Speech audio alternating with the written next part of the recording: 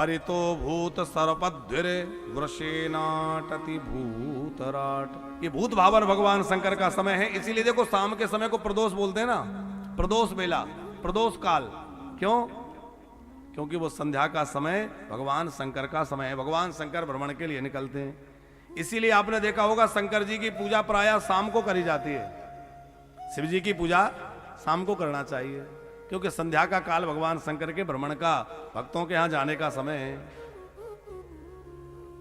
संध्या के काल में क्या क्या नहीं करना चाहिए? 4 काम विशेष रूप से सायंकाल में नहीं करने चाहिए।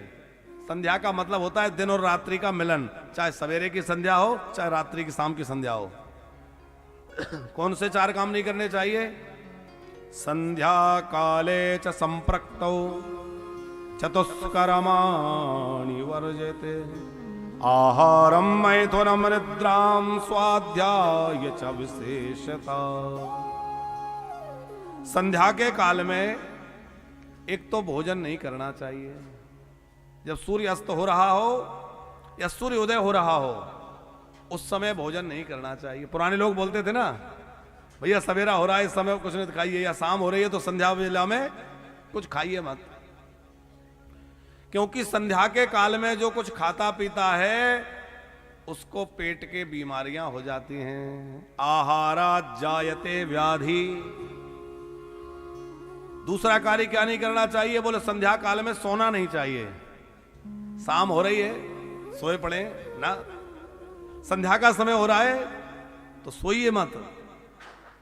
संध्या के समय में जो सोता है उसके घर से लक्ष्मी जी विदा हो जाती हैं। निद्रायाम हरते लक्ष्मी, लक्ष्मी चली जाती हैं। इसीलिए जिन घरों में देर तक बच्चे सोते रहते हैं, लोग सोते रहते हैं, वहां पर जो है शांति नहीं रहती। इसलिए जल्दी जागें। आजकल तो फैशन बन गया है देर से सोना और देर से उठना है। लोग 12 बजे, 1 बजे, 2 बजे तक जागते हैं और सवेरे 8 बजे, 9 बजे तक सोते हैं। आपके इधर ऐसा होता है कि नहीं पता नहीं, पर बड़े बड़े शहरों में हमने देखा है लोग जो है 9-9 बजे तक, 10-10 बजे तक सोते हैं। सवेरे देर से जागने वाले को तरह तरह की बीमारियां लग जाएंगी, घर से लक्ष्मी चली जाएगी। इसलिए सवेरे जल्दी जागना चाहिए। अच्छा आप देखिए, पशु पक्षी सवेरे जल्दी जाग जाते हैं। पक्षी कितने जल्दी जागते हैं, वो बीमार नहीं पड़ते और शाम होते ही घोंसले में घुस जाते हैं। हमारे पुराने बुजुर्ग लोग जो थे शाम को जल्दी सो जाया करते थे, सवेरे जल्दी जाग जाया करते थे। अच्छा लोग देर से सोते हैं सो ठीक है, देर तक खाते भी हैं। रात में 11 बजे, 12 बजे, 1 बजे तक लोग कुछ खाते रहते हैं। अब देर रात खा के सोएंगे तो पेट खराब होगा, पेट में तरह तरह की बीमारियां होंगी। हमारे यहां तो ऋषियों ने चिंतन करके कह दिया कि रात्रि 11 बजे के बाद कुछ भी नहीं खाना चाहिए। आयुर्वेद तो कहता है कि 8-9 बजे के बाद कुछ खाएं ना, लेकिन हमारे शास्त्र भी कहते हैं कि निशाचर काल लग जाता है और निशाचर काल में यदि कोई कुछ खाता है तो वह भूत भोजन कहलाता है, राक्षसी भोजन कहलाता है। और राक्षसी काल में खाएंगे तो फिर बुद्धि राक्षसों जैसी हो जाएगी, बुद्धि खराब होगी कि नहीं। यदि आप चाहते कि हमारी बुद्धि अच्छी रहे, देखो आहार का जीवन में बहुत बड़ा प्रभाव है। लोग कहते हैं महाराज जी हमारा मन पूजा में नहीं लगता। अरे मन कहां से लगे, जब तक भोजन अच्छा नहीं करोगे, सात्विक आहार नहीं लोगे, तब तक मन स्थिर कैसे होगा। हमारा मन शांत रहे, हमारा मन स्थिर रहे, उसके लिए हमें अपने आहार विहार को सुधारना होगा।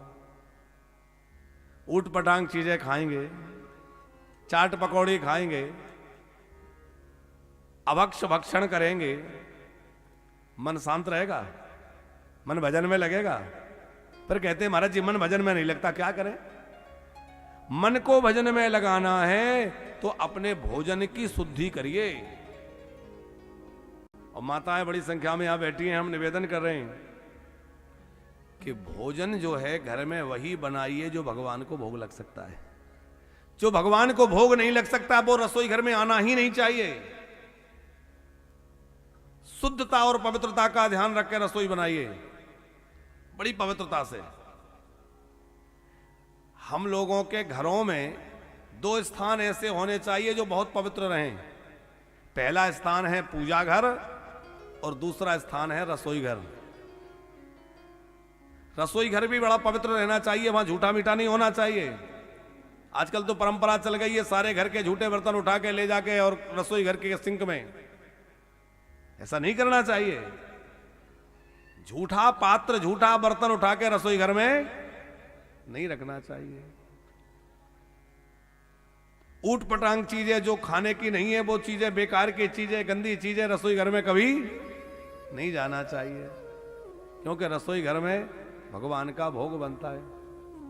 अच्छा, भोला राम जी पहले रसोई बोलते थे तो रसोई माने जहां रस प्रकट हो, और आजकल तो किचन, जहां किचकिच मची रहे, सो किचन है।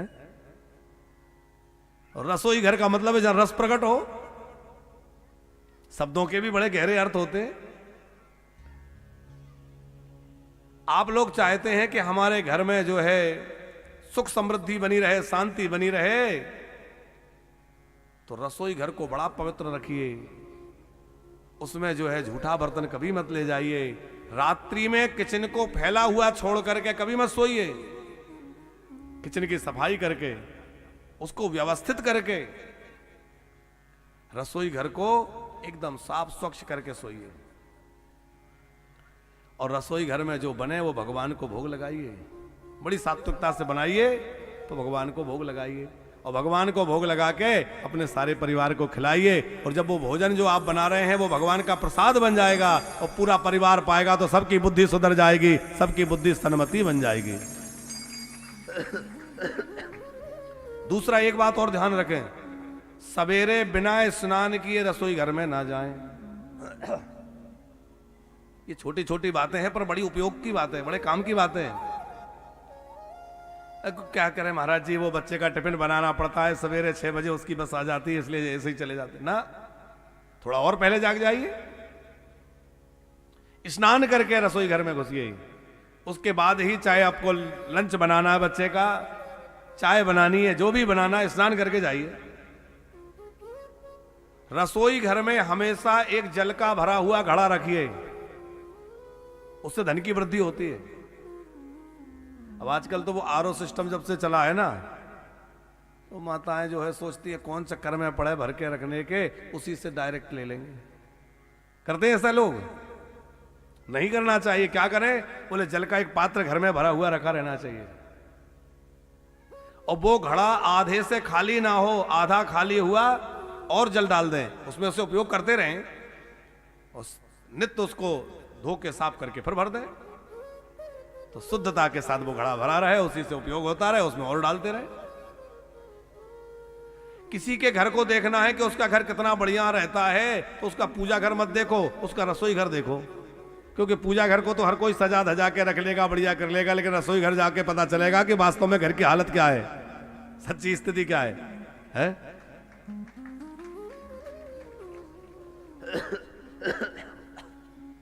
तो आहार बड़ा पवित्र होना चाहिए। जिसके आहार की शुद्धि नहीं है, भोजन की शुद्धि नहीं है, उसका मन कभी भी स्थिर नहीं रह सकता।